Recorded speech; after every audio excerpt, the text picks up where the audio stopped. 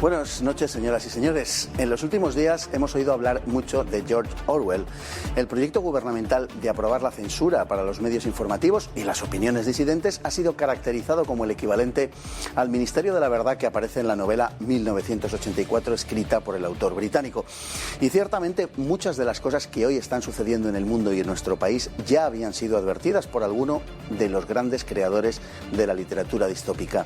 Entre ellos, de forma muy destacada, George Orwell o Aldous Huxley. De esto vamos a hablarles hoy.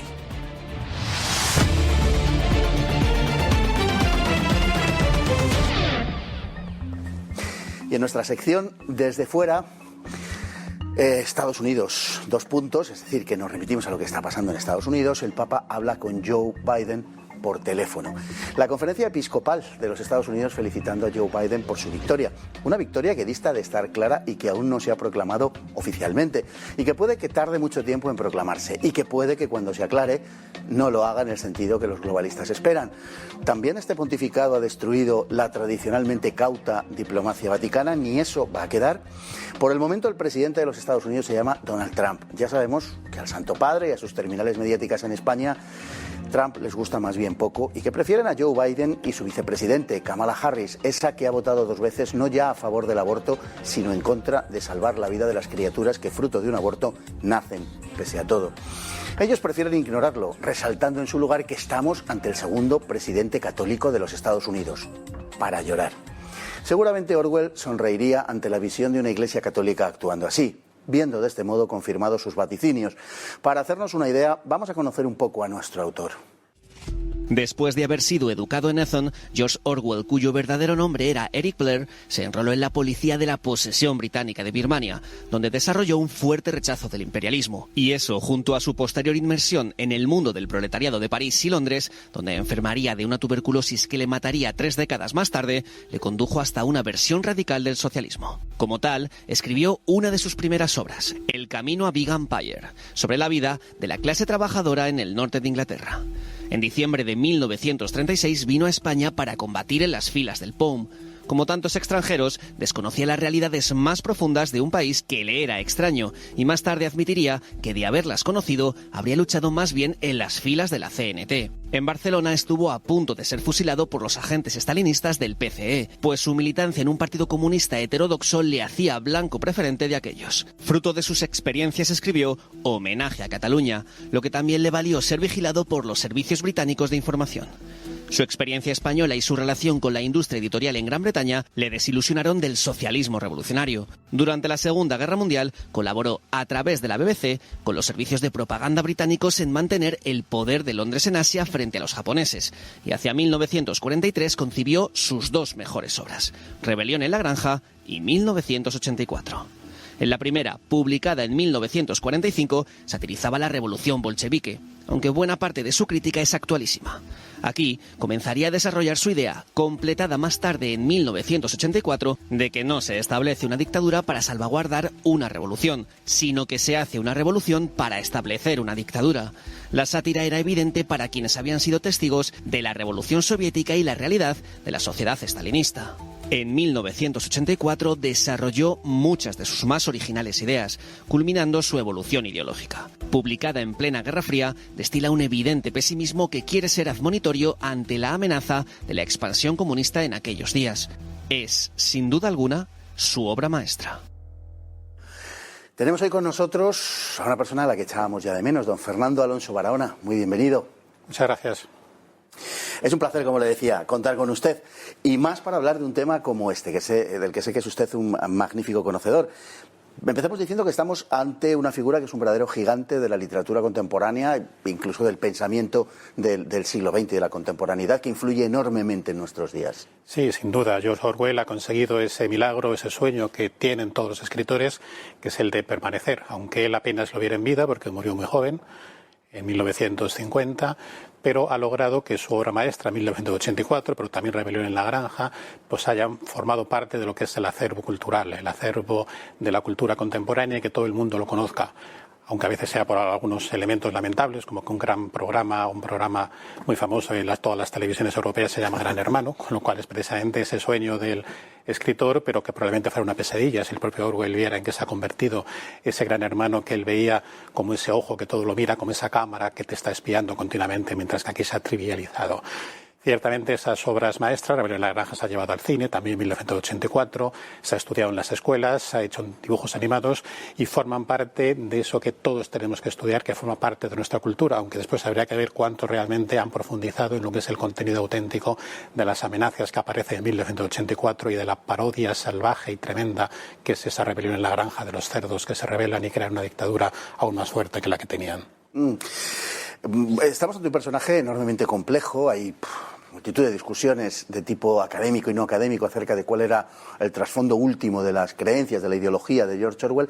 En cualquier caso es claro que se trata de un hombre que evoluciona enormemente a lo largo del tiempo y de poco tiempo, como bien has dicho, porque no llegó a 50 años su vida, 47, una cosa así. 1903, 1950, 47 años. Y murió en enero, creo, del 50, es decir, que no llegó 46, 47 años. Y sin embargo evolucionó enormemente. En esa evolución tuvo una parte importante España. Sí, realmente la conexión con España es tremenda, con la guerra de España. Es curioso ver que Orwell, que es una persona sincera, que es una persona que cree en los ideales y que además no se oculta, cuando escribe trozos de su autobiografía y recuerda cómo llegó a España, pues habla de que estuvo con Henry Miller, su amigo Henry Miller, el gran autor de Trópico de Cáncer, que no estaba para nada interesado en lo que sucedía en España, que le dijo que no fuera. Él le dice, voy allí a matar fascistas. Y eso lo repite 2 veces. Y claro, es curioso porque él no lo oculta, sino que lo señala. Es curioso que otro británico, Roy Campbell, un gran poeta que estuvo luchando en el bando nacional, pues no decía voy a matar comunistas o voy a matar rojos, sino que venía con otra idea. Sin embargo, Orwell viene con esa frase. Y claro, hay que retrotraerse a los años 30 para saber qué significa matar fascistas. Pues desde Ortega, Unamuno y Marañón para atrás, todo el mundo que no pensaba como ellos. Cuando llega aquí Orwell, que tiene esa idea de una anarquía romántica donde los trabajadores dominan la tierra, se queda extasiado al principio y dice voy a Cataluña, donde están la FAI, el POUM, y donde se está haciendo un auténtico experimento de lo que es el auténtico comunismo.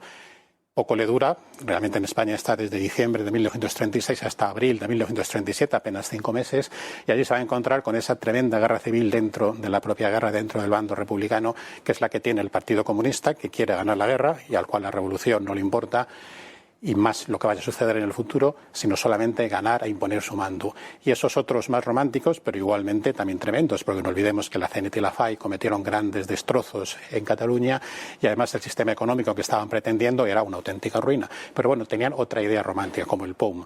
Lo que hace Orwell es que se afilia al POUM, al Partido Obrero de Unificación Marxista, y allí pues intenta llevar a cabo su batalla. Pelea en varias escaramuzas, tiene una anécdota muy famosa que hay una rata que descubre una noche y se pone a dispararla porque él no podía ver las ratas y resulta que hace que se casi estalle ahí una pequeña batalla entre los dos bandos porque se pone a tirotear todas las ratas que se encuentran en su camino. Y la historia nos recuerda qué es lo que sucedió. El POUM fue acusado de espías al servicio de Franco y hubo centenares de fusilamientos y una represión gigantesca. Eso marca totalmente a Orwell, que irá cambiando poco a poco en su pensamiento porque ve que esa idea romántica que tenía ha desaparecido. Y luego cuando la confronte con lo que estaba sucediendo en la Unión Soviética, ve que es una terrible y tremenda realidad, que esa revolución social no le importa a ese Partido Comunista, que no olvidemos es el que va a dominar todo ese Occidente con el triunfo de la Unión Soviética, sino que le importa es el poder, el dominio. De ahí vendrá la raíz de sus 2 futuras obras que luego comentaremos. Y lo de las ratas, que recuperará para 1984 en aquella escena de la jaula, ¿no? Bueno, Orwell se consideraba a sí mismo más o menos como una especie de socialista democrático, si tuviéramos que coger sobre todo la última etapa. Algunos de los principales estudiosos, como el caso de Jean-Claude Misiat, en cambio dicen de él que es más bien una especie de anarquista conservador. Personalmente, don Fernando, ¿dónde le situaría? Si es que podemos encontrar una sola definición, cosa que yo dudo, pero en fin. Sí, es una definición compleja porque además hay que vivir en aquella época y no juzgarla con los años o con la mentalidad actual. No olvidemos que el socialismo en los años 30 pues tenía una cierta buena fama. De hecho, el partido fascista de Mussolini había venido del Partido Socialista y muchos entonces se consideraban como socialistas, aunque después fueran de diversas ramas. Por lo tanto, cuando él se denominaba de esa manera, no significa lo mismo que denominamos hoy. Es cierto que él en sus escritos se sigue definiendo hasta avanzados los años 40 como un socialista democrático, pero va evolucionando y poco a poco pone el hincapié en esa democracia que está por encima de la revolución, que está por encima de la dictadura del proletariado y sin la cual lo primero se viene abajo. Como además es un escritor, porque no olvidemos que Orwell, aunque sus novelas sean filosóficas, pero es un escritor, es un literato, es una persona que tiene un estilo notable. Rebelión en la Granja es una obra literariamente de gran nivel, lo mismo que 1984, o los cuentos, o su autobiografía. Y él en algún momento bromea o no, pero se llama un anarquista Tory, que es una manera de decir soy medio anarquista, medio conservador. Es verdad que ese anarquista él lo piensa o lo señala en la idea romántica del anarquismo de la época, no en la idea política, porque no hay ni uno solo de sus escritos donde él está en contra del Estado ni en contra de los sistemas políticos, es decir, él no era anarquista. Pero esa idea anarco de romanticismo, de no violencia, pues parece que le encanta, y eso le pone el apellido de Tory porque con el paso del tiempo pues él se va dando cuenta de que es imprescindible una constitución, un socialismo constitucional, un sistema democrático y sobre todo una tradición, un recuerdo, un pasado. Él se queda asombrado cuando ve la Unión Soviética como el pasado se rompe, y luego podemos ver cómo esa memoria antihistórica va borrando aquello que no interesa y le privan a la persona de sus raíces. Por lo tanto, él considera que si se le priva a esa persona de sus raíces, se está asesinando su libertad.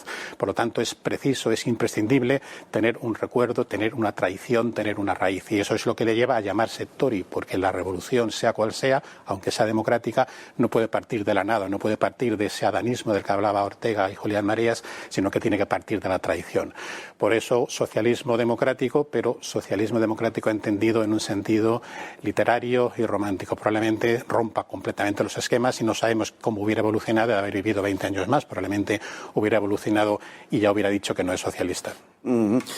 Bueno, en Rebelión en la Granja tiene una frase que ha hecho fortuna, que es que todos los animales son iguales, pero unos son más iguales que otros. Esto está aplicado en su momento al comunismo, al bolchevique, al comunismo de la Unión Soviética, para satirizar en qué había devenido esa sociedad. Sin embargo, es algo absolutamente actual, porque eso es lo que está sucediendo en nuestras sociedades. Por tanto, no debe aplicarse solo al comunismo, sino a estas sociedades que ya no sabe uno muy bien cómo definir, en las cuales, en teoría, hay una proclama inicial de igualdad de todos y, sin embargo, las leyes de género, las leyes feministas, etcétera, lo que han hecho es que todos seamos iguales, pero efectivamente unos sean más iguales que otros, el privilegio y otras cosas semejantes. Sí. Es precisamente ese concepto orwelliano donde la verdad es la mentira y la paz es la guerra, pues la igualdad es la desigualdad. Curiosamente, aquellos que defienden o tratan de justificar intelectualmente estas minorías niegan la auténtica esencia de la verdad y señalan que no es un privilegio, sino que es una manera de que se mantengan esas minorías como tales. Eso es retorcer la realidad, porque una cosa es respetar lo que cada minoría tiene y respetarla en lo que tiene de esencia para que no desaparezca su cultura o su tradición, y otra cosa es romper con esas discriminaciones positivas la auténtica libertad y la auténtica igualdad. Este concepto auténticamente perverso de lo que es la minoría es lo que ha provocado que ya años después de la muerte de Orwell se llame eso que es la mayoría silenciosa, esa mayoría a la que apeló Richard Nixon en el año 68, el año 72, sobre todo para arrasar en las elecciones. Y es curioso que es verdad, porque cuando uno examina los documentos y la historia de la época parece que todo el mundo estaba en contra, parece que había un ambiente de opinión absolutamente diferente, y sin embargo Nixon en el 72 contra McGovern logra la mayor mayoría de la historia de Estados Unidos, solo comparable a la que unos años antes había perdido Goldwater contra Lyndon Johnson, o sea que no era cierto, y ahora mismo con las elecciones americanas también se ve. Eso es lo que nos hace reaccionar, porque la mayoría silenciosa, porque a veces es poco activa, porque es pasiva, tiene que creer en sí misma para evitar que unas minorías rompan con sus propios privilegios y acaben con la igualdad. Es Orwell en estado puro, por eso lo denuncia en sus dos libros. La igualdad es mentira, la paz es mentira, porque todo está metido en algo ficticio, en algo que nos va cercenando y creando una nueva realidad virtual. Literariamente, la principal obra, podemos decir, de Orwell, 1984, que es en la que nosotros nos centramos ahora por su actualidad, se inspira en una novela rusa, en Nosotros, de Samiatin, escrita unos 30 años antes, al hilo de la Revolución Bolchevique, hacia 1920, aunque en sentido literario y también en sentido ideológico rebasa esta con mucho, ¿no? Sí, completamente, pero sin embargo Eugene Zamtian es un personaje curioso. Escribe, por supuesto, antes que el resto de grandes escritores de las distopías, de H.G. Wells, de Ray Bradbury, de Aldous Huxley o de Orwell. Además, Orwell reconoce que se inspiró en esa novela, porque este personaje también es un personaje literario, casi cinematográfico. Fue un rebelde que fue censurado y perseguido por la policía zarista porque sus primeras obras habla del pacifismo y se enfrenta a la dictadura o al gobierno del zar, pero enseguida, cuando llega el comunismo, que también él lo ve con un sentido positivo, se cree que su obra va a salir adelante y se encuentra con que es absolutamente censurada. Su obra es también un sistema totalitario donde todo está al servicio de una clase dominante y donde además no hay intimidad. Hay una cosa tremenda, porque eso ha sucedido en la actualidad. Lo vemos en Gran Hermano, pero lo vemos en algunas casas que existen en algunos países donde para el espectáculo de la gente está todo transparente para que las personas vean la vida de lo que está sucediendo allí. Pues esto era este mundo de nosotros. Todo es transparente, salvo para unas pequeñas relaciones íntimas donde uno tiene que tentar una tecla y pedir un permiso y se cierra una cortina. El resto sucede a la vida de todos.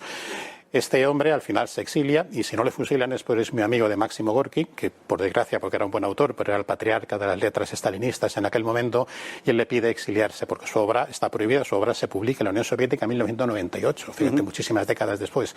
Máximo Gorki pues se lo autoriza, habla con Stalin y la dejan salir, y él morirá en el año 37 en París. Curiosamente, cuando se está despidiendo en una carta, por eso estaba enchufado, dice: dejadme ir para poder hablar en libertad. Yo sé que aquí soy considerado un hombre de derechas, pero seguramente si sigo diciendo lo mismo, a lo mejor en Europa, en Inglaterra, soy considerado un hombre de izquierdas. Y en vez de ser fusilado, pues le dejan marcharse. La obra de Orwell, que ya digo, él reconoce conscientemente que la ha leído, claro que le inspira, pero él la sobrepasa mucho más. Probablemente pues ya tiene la experiencia de la Guerra de España y sobre todo la experiencia de ese estalinismo mucho más crudo que es el que es a partir de los años 30. Pero hay que reconocer que es uno de los pioneros y que su distopía continúa siendo muy interesante. Sin duda. Una de las también de las frases de Orwell que ha hecho más fortuna y que creo que retrata muy bien cuál es la intención última, bueno, cuál es la realidad en primer lugar, y en segundo lugar cuál es la intención última de la obra de Orwell, es aquella que dice que no se establece una dictadura para salvaguardar una revolución, sino que se hace una revolución para establecer una dictadura. Es evidente que en ello Orwell cifra todos los anhelos humanos o todos los intereses, sobre todo ideológico-políticos, en torno a la idea de poder. Claro, es lo que ha visto en la experiencia de la Guerra de España, que lo cuenta en homenaje a Cataluña, y luego lo que después va viendo en esa Unión Soviética que va a dominar y que además, una vez acabada la guerra, pues va a ejercer su dictadura y su dominio sobre media Europa. La dictadura del proletariado es una frase que se traduce en sangre, en violencia. No hay esa revolución social, no hay ese reparto de tierras el cual él pensaba, no hay ese predominio de la clase oprimida que va a alcanzar una serie de derechos mágicos, sino que lo que hay es una total lucha por el poder. Eso está en 1984, está en las películas, que puedo recomendar a toda la gente, todas las versiones que se han realizado. Es el poder por el poder. No es el conseguir el poder para hacer la revolución, efectivamente, sino justo al contrario. Y él tiene el mérito de verlo en la Unión Soviética, como lo vio Arthur Koestler también posteriormente, porque no hay que olvidar que en los años 30 estaba también de moda esta dictadura soviética, que mucha gente importante, desde Jean-Paul Sartre a otros intelectuales de aquel momento, eruditos a la violeta, algunos de ellos, pues iban allí y se quedaban fascinados por lo que veían en la Unión Soviética. Parecía que todo funcionaba a la perfección, nadie se atrevía a hablar. Ellos además utilizaban esos conceptos orwellianos, hablaban de la paz, la conferencia de la paz. Ellos parece que defendían la paz, mientras que el otro bando, que luego se tradujo en la OTAN, defendían la guerra. Y Orwell, que venía del campo de la izquierda, pues tiene el mérito de ser uno de los pocos que reconoce, que habla, que no le importa afrontar todo ese conflicto ideológico que él tiene, puesto que al fin y al cabo renunciar lo que habían sido sus sueños, sus ideas y lo mejor de sí mismo, para denunciar que ahí hay un entramado, que aquello no es una ideología socialista ni nada parecido, sino un entramado totalitario tremendo del cual solamente se sale con el lavado de cerebro o con la muerte. Continuaremos después de la publicidad hablando específicamente de la obra 1984, como decimos, de una gran actualidad. Nos vamos antes de publicidad a nuestra sección de la hemeroteca.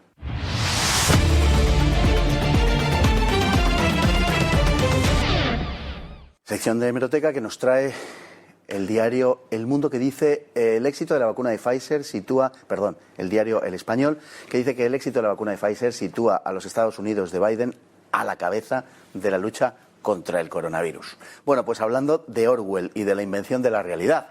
En primer lugar, como hemos dicho, que Biden haya ganado está por ver. Las instituciones estadounidenses no han proclamado a nadie aún como presidente, salvo mejor opinión de Pedro J., para el que el asunto parece estar resuelto. Lástima que Donald Trump no lea El Español, lo que se ahorraría en abogados. Pero eso no es nada si lo comparamos con lo que viene a continuación. Pues según El Español, el éxito de la vacuna de Pfizer está ligado a Biden, por supuesto, que sin duda ha sido decisivo en la investigación. ¿Qué habría sido de la vacuna si no es por el triunfo de Biden? En lo único que dice la verdad el articulista es que la farmacéutica ha estado posponiendo el anuncio ante el proceso electoral norteamericano. Que lo ha hecho para no favorecer a Trump es algo más que una sospecha. El orwellianismo no es únicamente práctica de nuestro gobierno, también lo es de nuestros medios. Y si no lo creen, dense un paseo por El Español de vez en cuando.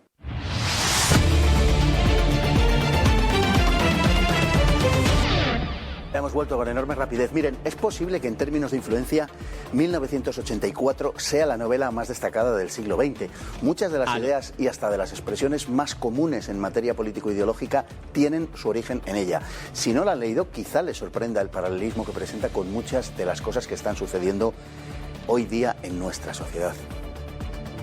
A lo largo de la historia no han sido pocos los autores que han recreado un mundo futuro en el que la humanidad se encontraría aherrojada por una u otra causa, ni los que con ánimo de adivinación han advertido de los visionarios que, en el nombre de la liberación del ser humano, terminarán esclavizándolo. Es coincidente la conciencia de que la humanidad, bajo el aspecto del progreso, en cierto modo camina hacia la negación de sí misma, que cada vez se aleja más del modo de vida natural y que bajo el atractivo aspecto del progreso yace una oscura amenaza. El precio de la seguridad y del bienestar es siempre la libertad.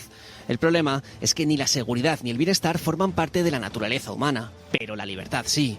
De modo que pagamos con nuestra humanidad el precio de esa seguridad y de ese bienestar. En el mundo que vislumbraba Orwell en la novela 1984, la libertad simplemente no existe. Todo está supervisado por un sistema de cámaras, incluyendo los espacios privados. Tan solo en los espacios rurales quedan rincones sin vigilar. Pero como la población se hacina en ciudades, toda ella es permanentemente monitorizada. La omnipresente policía del pensamiento cuida de que no haya desviaciones en la mente de las personas. El partido es quien organiza toda la vida social y personal y al frente del mismo se halla el Gran Hermano, máxima autoridad cuyo retrato se encuentra por todos lados. En la sociedad de 1984 se ha creado un lenguaje esterilizado y se ha dotado a las palabras de un nuevo significado. Algunos conceptos ya no pueden expresarse, pues se carece de los términos adecuados. El lenguaje ha sido ideológicamente alineado y depurado de los términos incorrectos. El pasado es acomodado a las necesidades políticas de cada momento. Hechos y personas son eliminados a conveniencia del poder político, ya que el partido se ha atribuido el derecho de modelar la historia, fiel a su lema de que quien controla el pasado, controla el futuro. El país está permanentemente en guerra, en cuanto que esta es un elemento fundamental de cohesión social que previene las rebeliones. Como el mundo está dividido en tres grandes bloques, dos de ellos se alían contra el otro. Si bien las alianzas varían continuamente. Oficialmente, el país siempre se ha encontrado en guerra contra quien en ese momento sea el enemigo. El poder favorece una movilización permanente a fin de fanatizar a la población, a la que se induce a odiar a los traidores a la causa, dirigidos por el malvado Goldstein. Pero la resistencia en realidad no existe. No es más que una invención del partido para justificar su labor represiva de control mental de la población.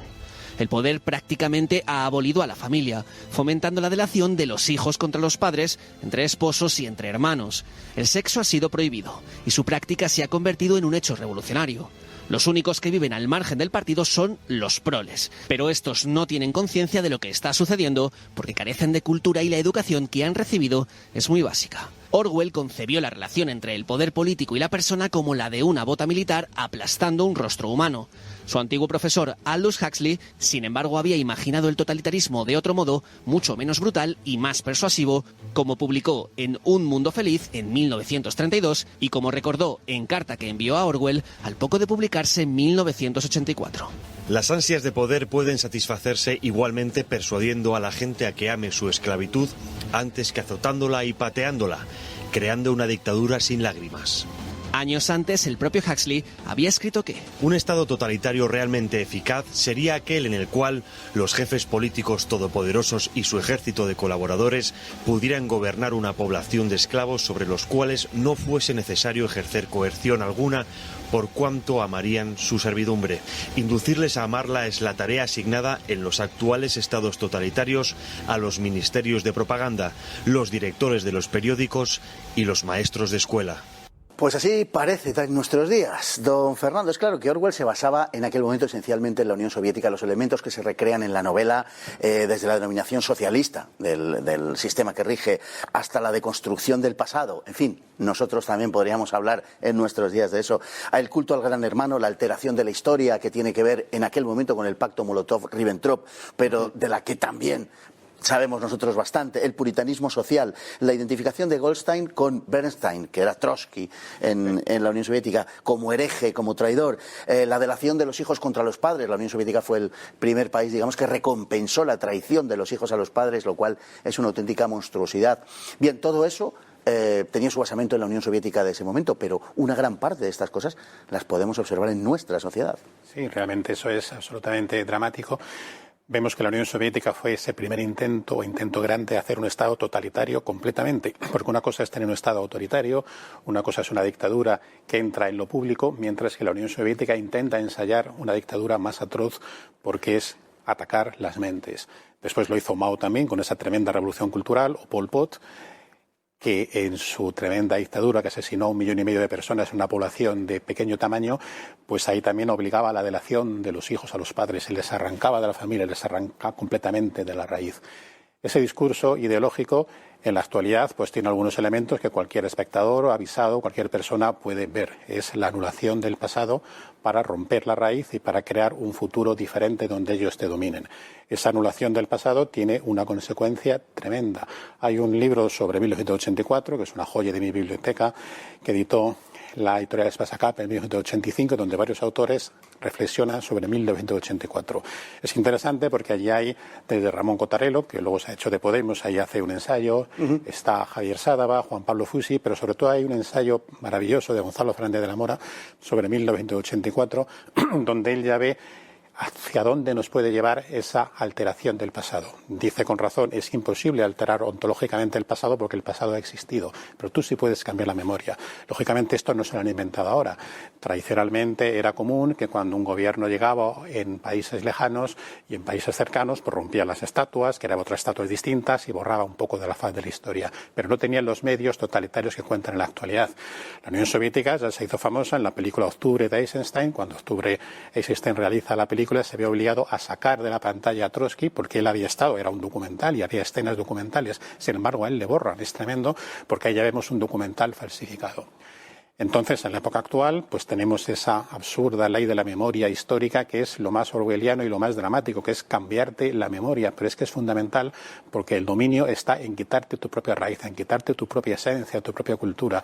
Y si te cambian lo que ha existido, y se cambia con las noticias, con los medios de comunicación y con la extinción, esto no se hace de la noche a la mañana, porque se extingue la generación que lo vivió en persona, pues después queda una memoria diferente. Esto es absolutamente dramático. En el lenguaje actual a veces se emplea una palabra un tanto hortera, un tanto superficial, que es ganar el relato. Y esto es muy superficial porque esto ya lo habló Ortega en su libro Ideas y Creencias y después lo desarrolla Julián Marías y es la base de lo que luego se denomina alternativa cultural. Las creencias es aquello que no ponemos en cuestión, es lo que pertenece a nuestra cultura. Una cultura cristiana y occidental como es la que vivimos, puesto que Occidente es un resumen y una concentración de la filosofía griega, del derecho romano fecundados por el cristianismo. Las creencias, si renunciamos a ellas o si las perdemos, hemos perdido la batalla, porque lo único que podrá aspirar una alternativa es a gestionar de un modo más o menos correcto, de un modo más o menos moderado o más o menos sencillo y cruel o débil esa creencia.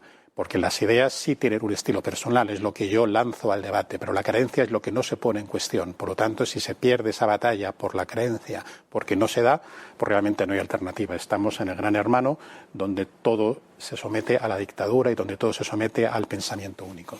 El pasado se altera para justificar el presente, no cabe ninguna duda.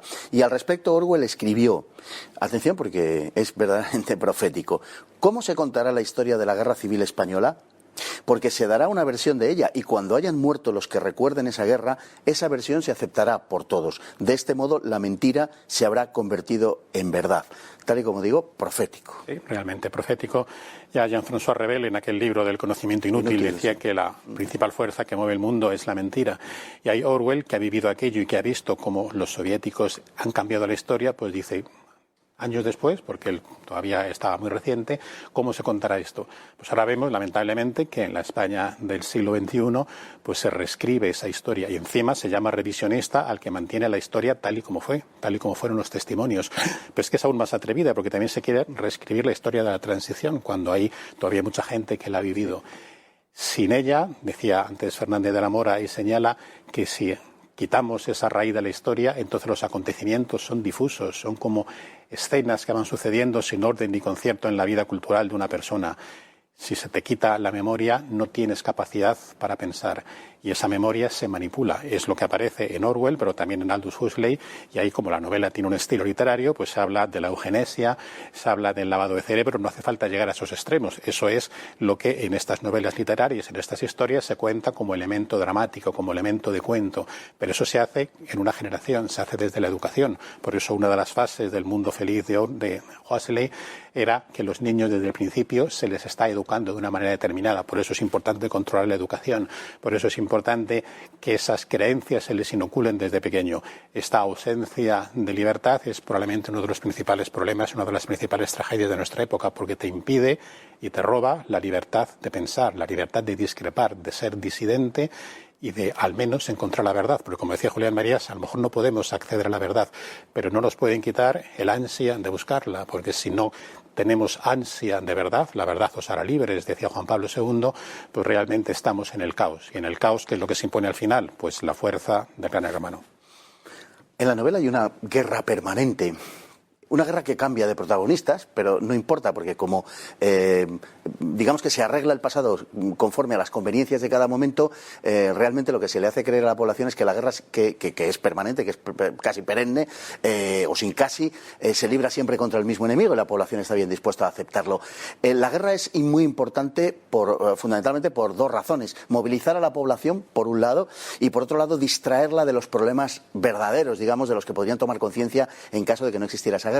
Hoy en nuestras sociedades pasa algo parecido, solo que la guerra no se mantiene contra un enemigo externo, sino que es una guerra de movilización también permanente y de distracción de los verdaderos problemas a través de la interminable, porque no terminará nunca, claro, la guerra contra el machismo, los malos tratos, en fin, todas las cuestiones ideológicas que se nos ponen como capote para distraernos. Son un fin en sí mismas, pero también para distraernos de los verdaderos problemas. Sí, realmente también tiene una raigambre de origen comunista. Trotsky, aunque luego fue rebelde, escribió sobre la revolución permanente, el estado de guerra permanente que también marcaba Lenin. Es para mantener esa tensión de combate con el cual vas ganando poco a poco hasta llegar a esa dictadura perfecta. Y claro, ¿qué es lo que consigues? Porque todo tiene que tener algún fin. Consigues por un lado el poder, pero después convertir a la sociedad en esclavos. Hay un par de películas extraordinarias que reflejan esto de una manera tremenda e impresionante. La película de la invasión de los ladrones de cuerpos, donde esos cerebros que van viniendo del mundo extraterrestre convierten a las personas, le quitan la voluntad y les convierten en personas que no sienten ni padecen, que parece que son felices, pero que no son nada, les han quitado la libertad. En un momento cuando uno se opone a ello le dicen, pero ¿no ves que con esto quitamos las guerras, quitamos los enfrentamientos, tienes una sociedad de esclavos? O en el pueblo de los malditos, donde también esos extraterrestres entran desde los niños recién nacidos y se convierten en niños rubios, niños perfectos, niños sobrehumanos, pero que no tienen capacidad para pensar, capacidad para tener propia voluntad. Esas son las dos fases tremendas de ese mundo orwelliano y de esa dictadura comunista. Primero el estado de guerra permanente, que ahora como ya no puede ser la lucha de clases, entre otras cosas porque muchos comunistas son millonarios y parece que si no tienen ese poder económico ya no tienen ningún atractivo, pues se establecen esas minorías, esas luchas de unos contra otros, de hombres contra mujeres, de jóvenes contra ancianos, de todos los ismos que se nos puedan ocurrir. Y eso mantiene a la sociedad en permanente conflicto para ir rompiendo la voluntad. Pero después los que realmente tienen el pensamiento más avanzado dentro de esta dictadura, pues aspiran a esa segunda fase, donde habrá, pues como en el Gran Hermano de Orwell, ese partido interior que es la élite, que tiene todos los privilegios, ese partido exterior que son los funcionarios de la élite, que están un escalón por debajo, y luego el 85% de la población que no tiene nada. cuando haya acabado el estado de guerra permanente. Y esto sucederá mientras haya resistencia, porque esa guerra la mantienen con una idea obviamente clara, que es el de romper la resistencia. Esa se acabará si algún día, por desgracia, dejamos de resistir.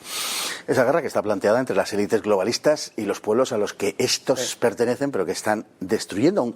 En la realidad actual, aunque hay elementos tanto de Orwell como de Huxley, indudablemente Orwell ha alcanzado una mayor resonancia y algunas de sus formulaciones literarias están más cuajadas que las de Huxley, indudablemente.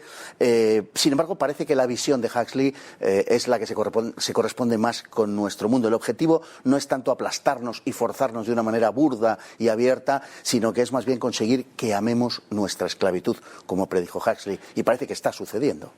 Sí, efectivamente, la novela de Orwell es más dramática porque hay torturas y por donde esa voluntad se rompe de una manera violenta. Pero Huxley, aunque la novela suya es anterior, Un mundo feliz, Huxley es otro gran novelista, otro gran autor, que escribió poesía, que escribió autobiografías, escribió una biografía de Richelieu, que después indagó en la literatura mística, porque además tomaba unas drogas, unos alucinógenos que le hacían llevar a unos mundos extraños. También estuvo en España en los años 30 y viajó por numerosas regiones españolas. Es también un personaje tremendamente curioso. En ese mundo feliz, esa felicidad ya es la felicidad de la esclavitud, el que todo aparentemente está perfecto porque no hay libertad, es decir, no puedes elegir entre el bien y el mal, sino que ya te lo dan elegido. Curiosamente, en la visión de la relación íntima o de la relación sexual también es diferente. En Gran Hermano está como prohibida, está absolutamente mediatizada. En cambio, aquí está despersonalizada en un mundo feliz, pero puedes tener todas las parejas que quieras porque no te vas a acordar. No eres tú, sino que es solamente tu parte física.